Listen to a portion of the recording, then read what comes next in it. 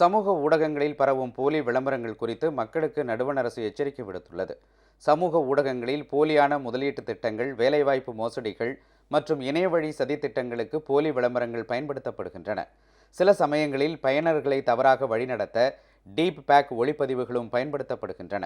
இந்த மோசடிகளால் நாடு முழுவதும் பாதிக்கப்பட்டவர்கள் பெரும் நிதி இழப்பை சந்தித்துள்ளனர்.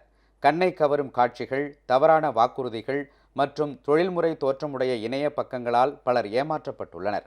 இந்நிலையில் சமூக ஊடகங்களில் பரவும் தேவையற்ற முதலீட்டு திட்டங்கள், கேஷ்பேக் சலுகைகள் அல்லது பகுதி நேர வேலை செய்திகளுக்கு பதிலளிப்பதை தவிர்க்க வேண்டும் என நடுவண் உள்துறை அமைச்சகம் எச்சரித்துள்ளது. எந்த ஒரு சந்தேகத்திற்கிடமான செயல்பாடாக இருந்தாலும் உடனடியாக www.cybercrime.gov.in என்ற இணையதளம் மூலமோ அல்லது 1930 என்ற உதவி எண் மூலமோ புகார் அளிக்க வேண்டும் என தெரிவிக்கப்பட்டுள்ளது. இந்த உதவி எண் நாடு முழுவதும் பாதிக்கப்பட்டவர்களுக்கு கணிசமான தொகையை மீட்டெடுக்க உதவியுள்ளது.